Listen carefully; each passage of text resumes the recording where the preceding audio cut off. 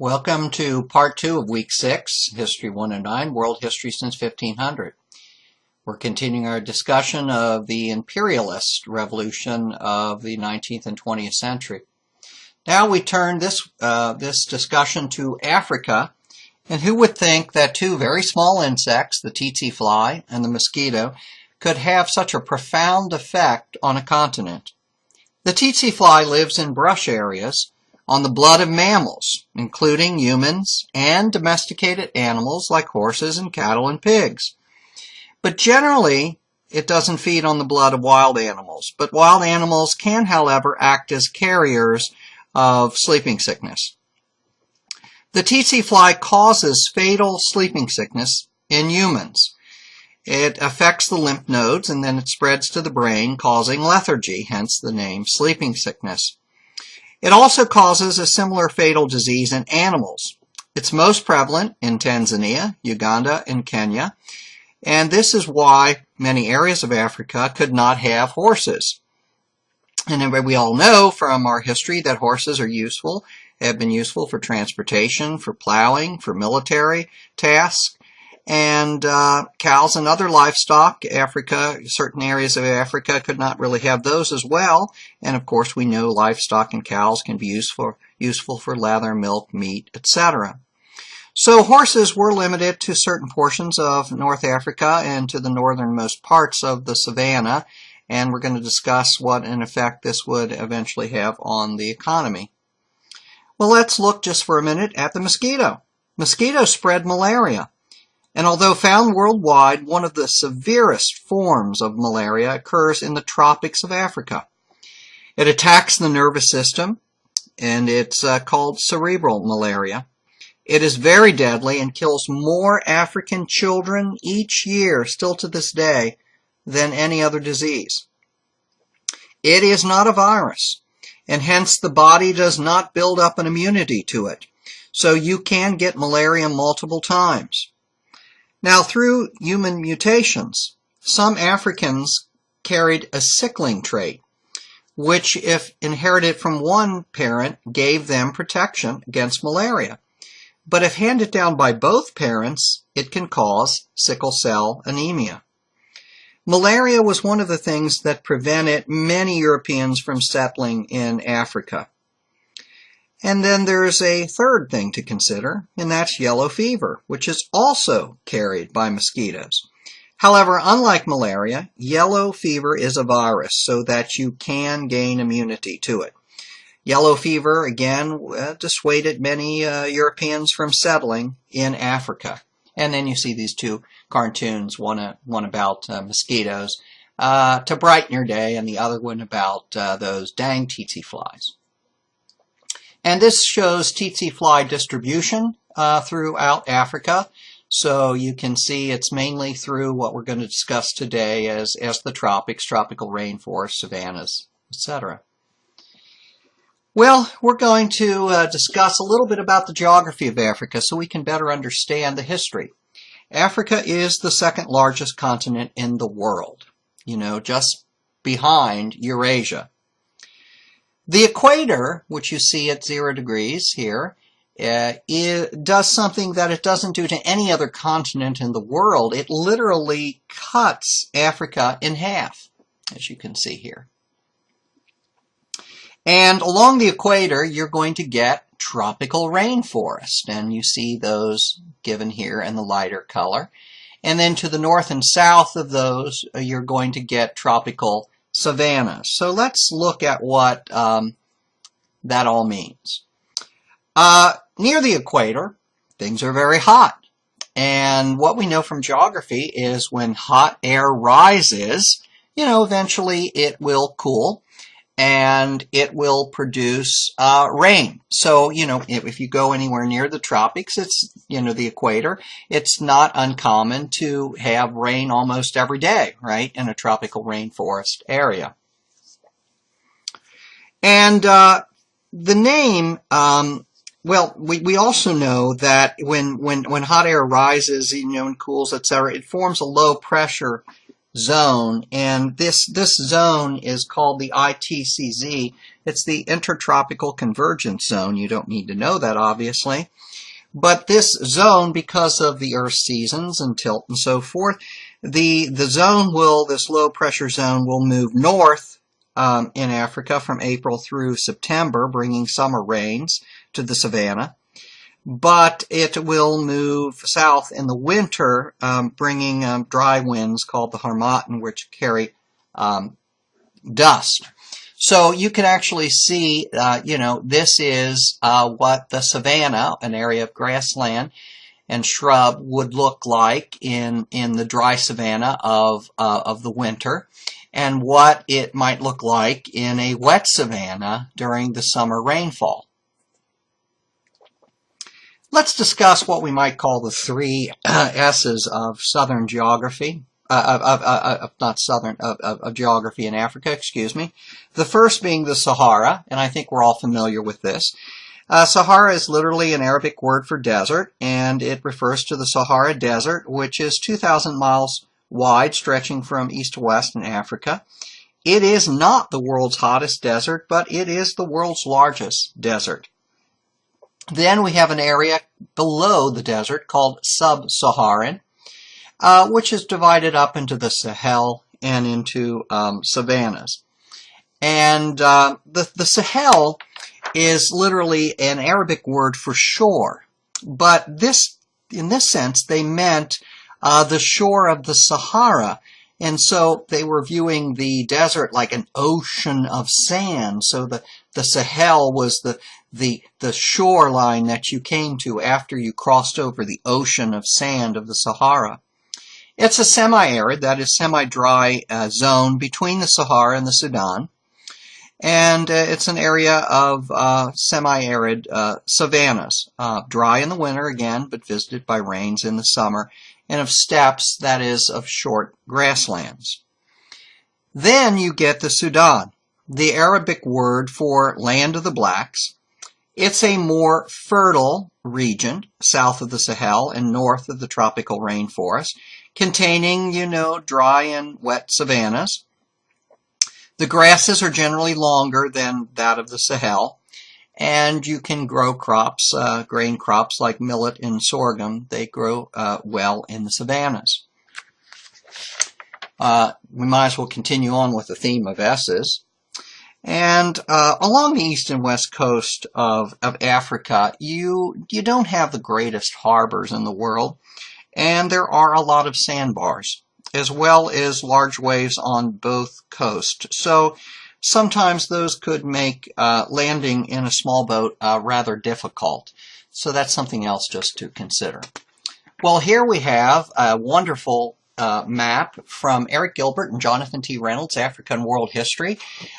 This textbook is a wonderful, best-selling, I think, college textbook on African history, if I'm not mistaken, in the world. Jonathan Reynolds teaches at Northern Kentucky University, where he's a professor of our history department. So if you're ever interested in learning more about Africa, we may recommend his, he has a 2-semester survey course of Africa. So, you could take either a semester or even both semesters if you were interested. The rainforest we see here, that makes sense because we're near the equator. We see savannas and steppes in the green to the north and south, and then deserts to the north and south of those, including the Sahara and the Kalahari Desert. We're going to look at a number of areas of Africa, including the Horn of Africa over here. We can see why that was called the Horn, because it kind of looks like a horn. We're going to look at East Africa. We're going to look at Central Africa along the Congo River. We're going to look at South Africa down here in the Cape Colony. We're going to look right through here at the Sudan and at a number of, this is the Gulf of Guinea, a number of Guinea states, and we're also going to look at North Africa and a little bit of Egypt right up here. But before we do that, again, let's do some kind of an overview of some things in Africa. Let's talk a little bit about some of the major themes. One of the themes is that of scarcity. Now, I certainly do not mean that Africa lacked resources. Obviously, it was rich in things like gold and diamonds and many other minerals. But there's more to life than minerals. And as we just explained to you, the savannas and the deserts and the tropics are not the best soils in the world. So let's just say overall there was a scarcity of good soil. Also, poor rainfall, and we've described a little bit of that, either too much rainfall or droughts at times. Poor harbors, harsh tides, unfavorable winds. We talked a little bit about that. Diseases, like malaria, yellow fever, sleeping sickness.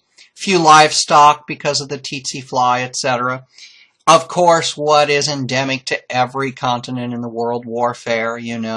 People always don't get along. The Europeans would fight against one another in Europe, and so too the Africans would fight against one another as well. And another thing that is becoming particularly of concern is desertification, especially since the 1970s. The Sahel and the Sudan are really subject to becoming desert-like desertification due to a multiplicity of causes, and that is they're marginal lands to begin with. So if you begin to overgraze them or overcultivate them, they become subject to erosion, and that erosion can lead to serious problems of climate change and even poorer soil until, certain edges of the savannas can become desert, whereas before they were savanna. The other kind of big issue that we need to discuss is slavery, which existed throughout Islamic Africa even before the coming of the European slave trade. The Atlantic slave trade of the Europeans carried off 10 to 11 million Africans. Many of them went to work on slave plantations in Brazil and throughout the Caribbean in the New World. Less than 5% of those went to the United States.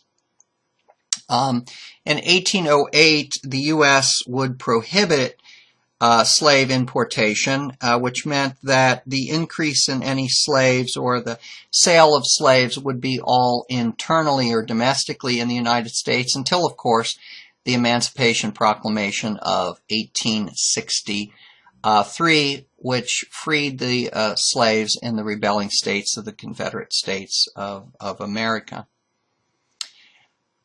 Slavery really deprived Africa of a labor force. There were certainly people throughout the world who were appalled by slavery and became advocates of anti-slavery. For instance, in Great Britain, the great abolitionist William Wilberforce founded the city of Freetown in Sierra Leone for freed slaves. In 1803, Denmark outlawed the slave trade. Great Britain outlawed the slave trade in 1807 and then abolished slavery within the British Empire in 1834.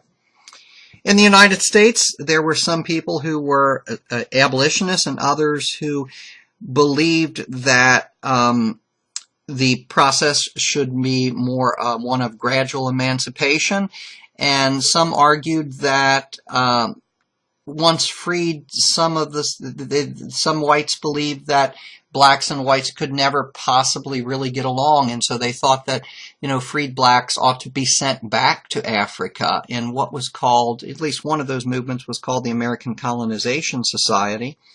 It was the American Colonization Society which founded Liberia for freed slaves in the 1820s. Its capital, Monrovia, named after the U.S. President Monroe, James Monroe. By 1850, the Atlantic slave trade was virtually over, but the damage was done and certainly lasts to the present day. Let's look a little bit at an overview of the coming of Europeans. David Livingstone was a Christian missionary who was the first man to see the Victoria Falls, which he named for the British Queen Victoria. He traced the Zambezi River to its source, and he believed eventually that Christianity and commerce could bring equality for Africans. Well, it's a long way from David Livingstone to the Congress of Berlin. of 1884-85, in which Africa was partitioned between the major powers of Europe. As one historian has so eloquently stated, no African representatives attended Berlin. Never in the world's history was a collective decision made at one time to occupy an entire continent with so little deference to the inhabitants, and few voices of protest were heard in Europe. So as Europe divided up the continent, by 1914 only 2 countries in Africa remained independent, Liberia and Ethiopia. France controlled Algeria, French West Africa, and Senegal. Portugal controlled Angola and Mozambique. Germany controlled German Southwest Africa and Tanganyika. Belgium controlled the Belgian Congo, and Britain controlled most of the remaining areas of Africa. Spain also controlled, in the Portuguese, some as well, and you can see the divisions of all of this, the French in blue, and in light purple here, or violet, you can see British possessions, including British East Africa, which would become Kenya, Uganda, Nigeria, northern and southern Rhodesia, South Africa. You would see Portuguese colonies like Angola and Mozambique, and right sitting here, the Belgian Congo right in the center of things, which we're going to discuss as well. And then the only 2 being free were Liberia and Ethiopia. How did the Europeans come to rule these areas, especially in certain areas where, say, the British did not settle necessarily a lot of people? The British were especially known for ruling through what was called indirect rule, that is, using local kings who would cooperate and be part of the British system with Britain. Indirect rule was cheap and highly effective, especially in places like Nigeria, where there were few British settlements. The British, interestingly, took kind of Nigeria essentially to keep it from the French. No modernization was really occurring in that area. Africans paid taxes, and some of them acted as partners with colonizers. Sometimes Europeans would either sincerely believe or perhaps, use as a justification for their colonialism what we refer to as colonial paternalism, where the European colonial powers essentially perceive themselves, again, you notice this importance between perception and reality, perceive themselves as parents or fathers, and the African people as children, and if left to themselves, the Africans, they felt, would not advance. It would be the Europeans in their mind who would bring hospitals and schools, religion, etc. Of course, there's always a fine line between good intentions and arrogance. Assimilation was the belief, especially among the French, that their Africans would become black Frenchmen. In reality, again, perceptions and reality are 2 different things. By 1926, only about 48,000 of 1.5 million Senegalese had become assimilated, that is, French citizens. And the French certainly practiced their own colonial paternalism, believing that the French culture and language were blessings to the Africans. In World War I, more than 200,000 African troops fought for France alone. That doesn't count those who fought for Britain, etc. And while the Africans were equal in the trenches, they were not in the colonies after World War I, so one can only imagine that some of those returning soldiers, African soldiers, would begin to wonder and to fight more and more for their own independence and freedoms. The situation of Africa was more than simply political colonies. There was also this neo-colonialism that would develop even after, that would continue, after many of them would obtain independence, and this whole idea of a colonial economy of cash crops. We referred to this when we talked about Latin America. When you grow crops on a large scale to be sold as exports to bring in cash. In the 1920s, throughout Africa, things like cotton and groundnuts, rubber, peanuts, cocoa began to be produced as cash crops. And this led to a problematic dependence on a major crop or so per colony, and the resultant really vulnerability of farmers and others to fluctuating world prices. And of course, some farmers were just downright cheated by colonial trading companies. Matters became worse, of course, in the World Depression that began in 1923 when prices crashed and the colonial economies collapsed. From the 1930s and after, migrant labor would become more and more used in colonial mines and on colonial plantations throughout Africa, destroying really the stability of African society.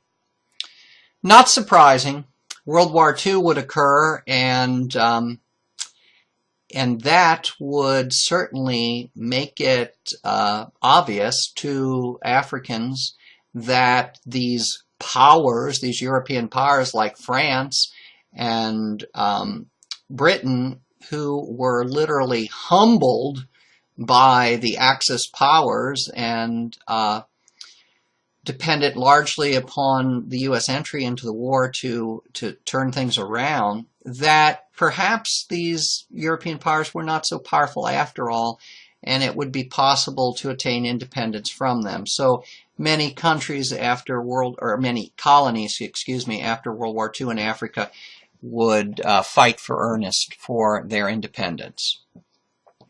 Well, let's look first at North Africa, which, we're going to look north of the Sahara Desert at this small kind of strip of Africa, this dark shading, which, is along the Mediterranean Sea and was largely controlled by the Ottoman Empire, of which we've already spoken in this class.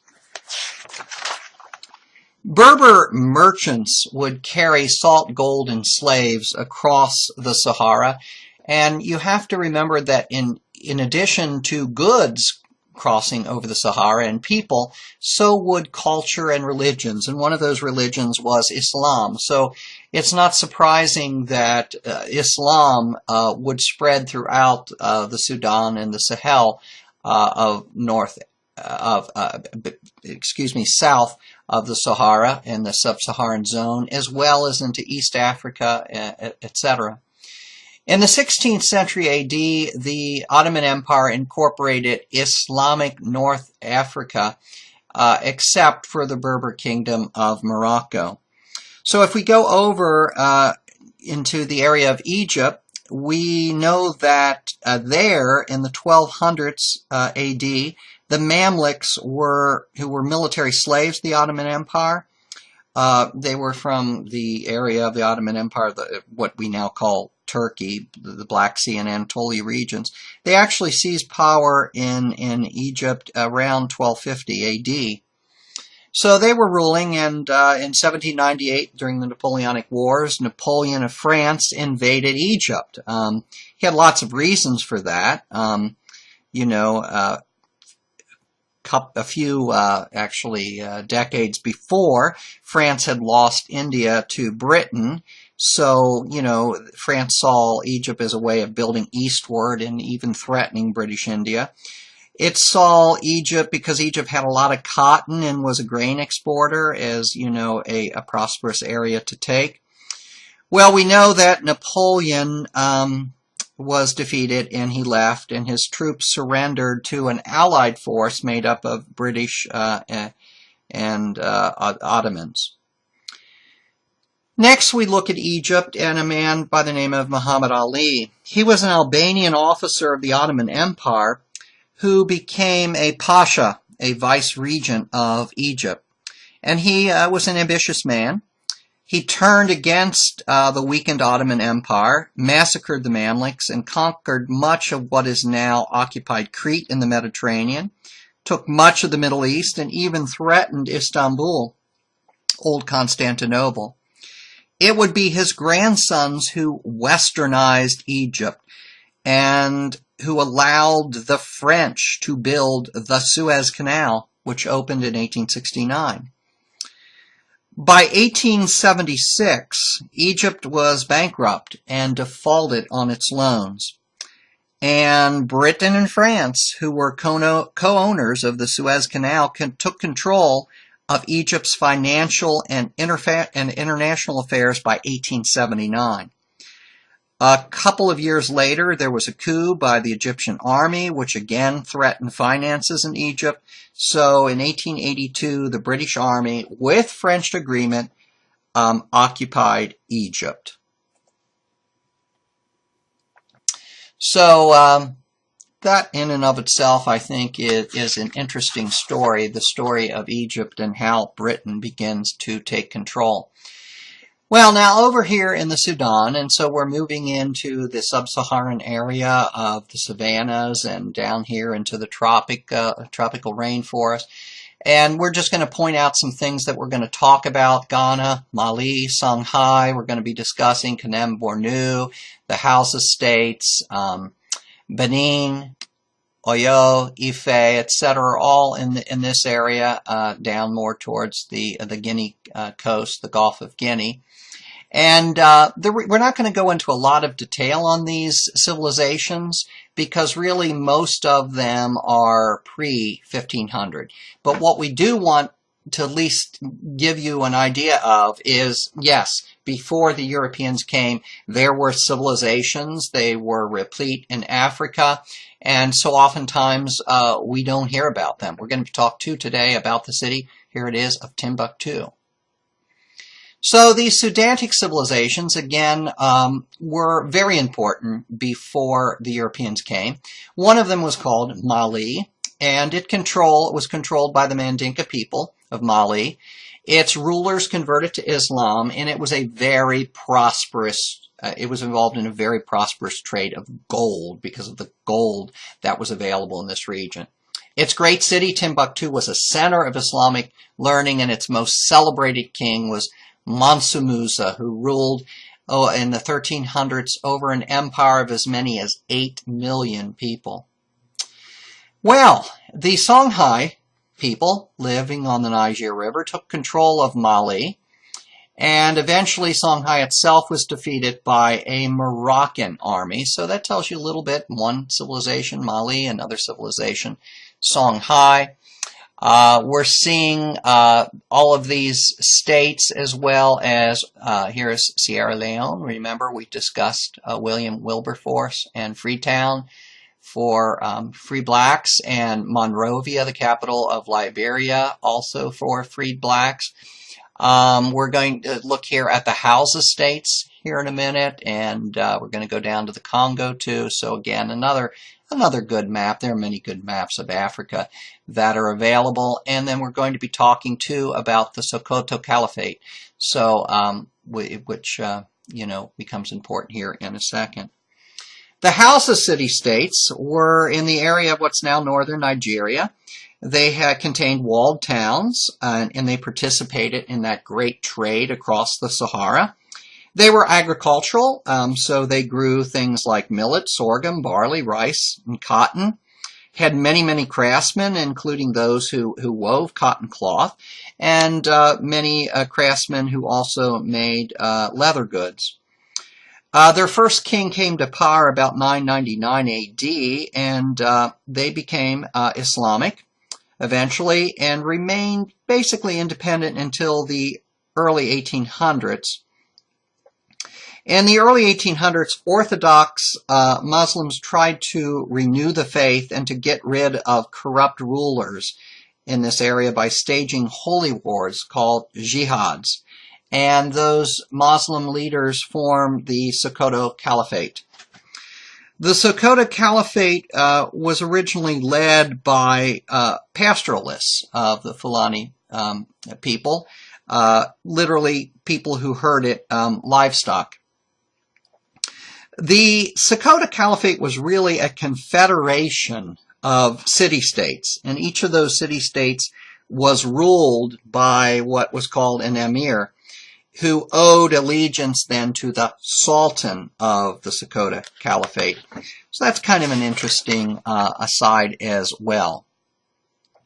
And then the last place is very interesting, Kanem Bornu.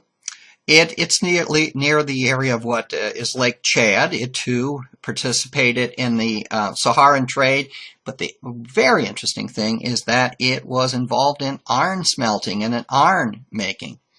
Like these other states, it was Islamic. It participated in the slave trade, and so that's kind of just an interesting overview of sub-Saharan Africa, and a little bit more here. So in this forest area and some of the savannas, you're going to see along the Gulf of Guinea some states that were very involved in gold, the mining of gold and the making of gold into beautiful, beautiful things, and the growing of yams, cola nuts, and palm oil.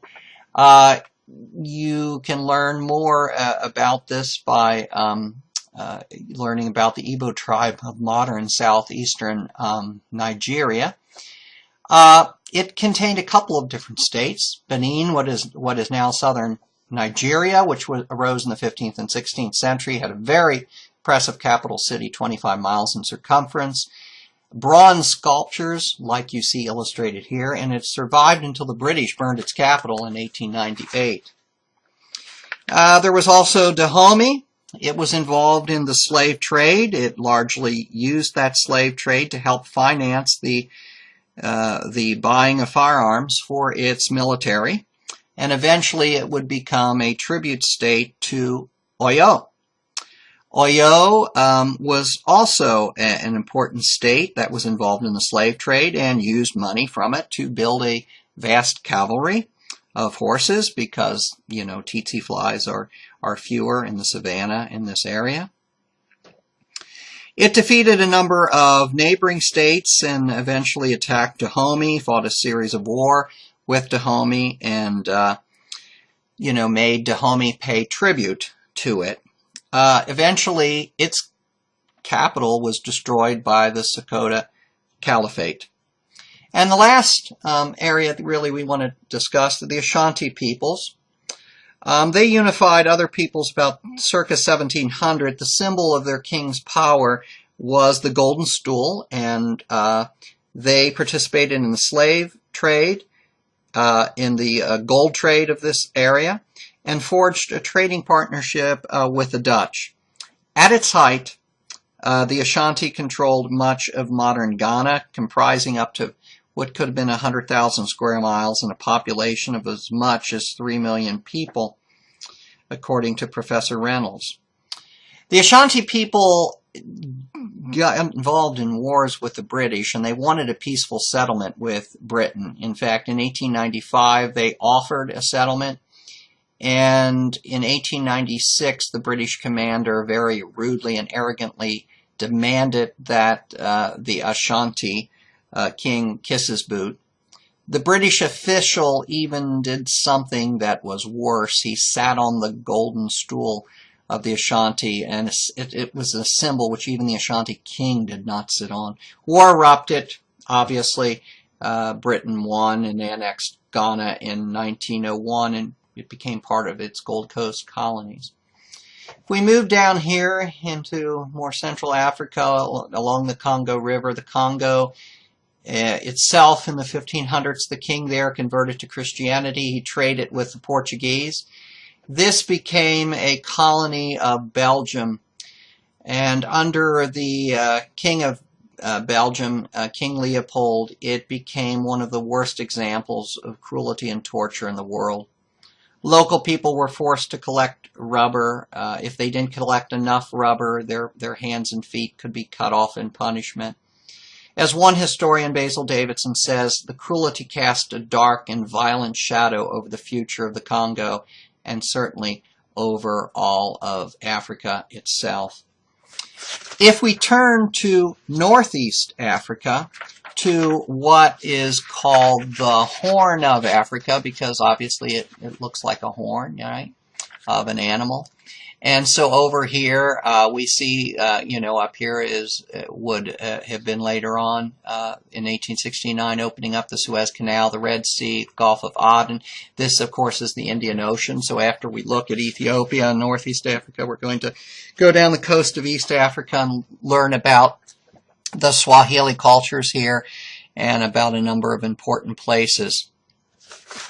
So if we look at East Africa, we can see that there was still in 1914, as we described, a free country there called Ethiopia.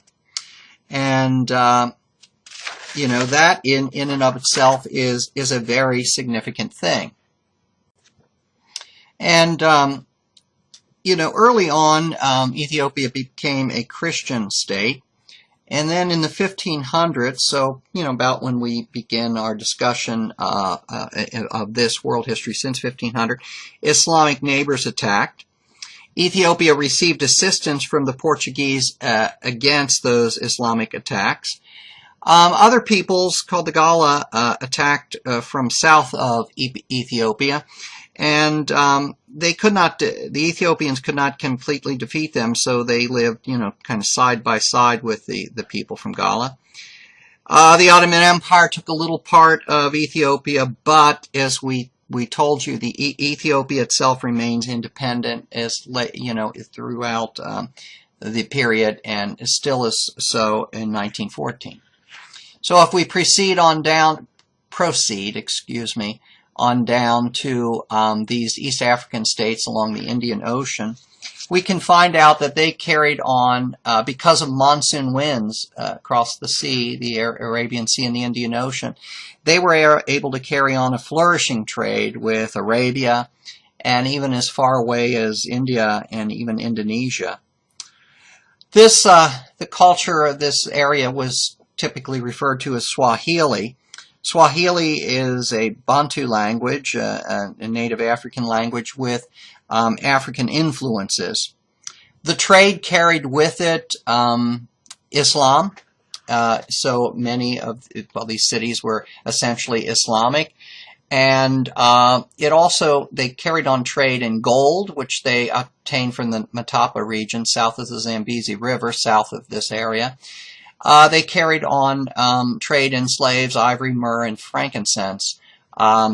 We know of the wonderful kind of trading and exploits of them, and they're immortalized really in such books as Sinbad the Sailor and the Arabian Nights, which is also called the 1001 Nights. The southernmost of the Swahili cities was Kilwa, near modern Tanzania, which was sacked by the Portuguese in 1505. And of course, you know, this whole area, Tanzania would be the old colony, the German colony, Tanganyika.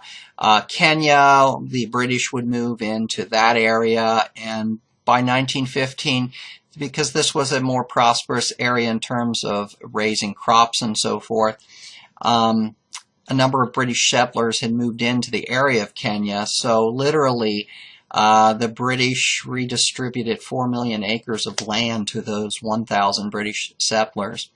And forced the Africans to kind of work for them, because the Africans had to pay taxes, and the only way you could pay taxes was in cash, and you could only get cash if you worked for wages.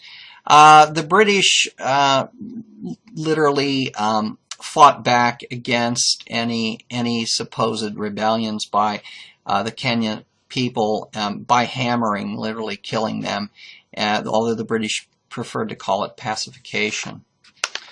And the last area we want to move to is South Africa, which is what we see here. This is the Cape of Good Hope, Atlantic Ocean over here, Indian Ocean over here, Cape Town, the Cape Colony. We're going to be talking about different things like the Orange Free State and the Transvaal. And then as you move up here, this is the area of Rhodesia. Well, in 1652, the Dutch established a port at the southernmost tip of Africa, the Cape of Good Hope, and they subsequently called their colony Cape Colony for the Cape of Good Hope.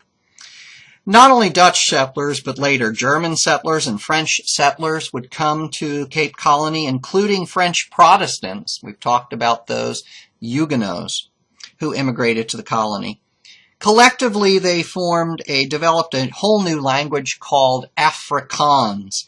And Afrikaans is a language that includes elements of both the Dutch and German languages. And the white descendants of these speakers of Afrikaans, the white descendants of these early settlers became known as Afrikaners with a K. Now in 1814, Great Britain officially annexed the Cape Colony from Holland.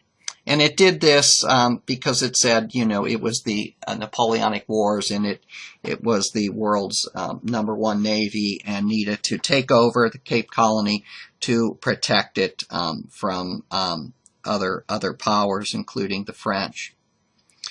In 1834, as we said, the British Empire ended slavery. And so the Dutch descendant settlers of South Africa, called the Boers, these are the Dutch descendant settlers, who, like their slavery, migrated further inland over a 10-year migration from 1836 to 1846, called the Great Trek, to get away from the now British-controlled colony.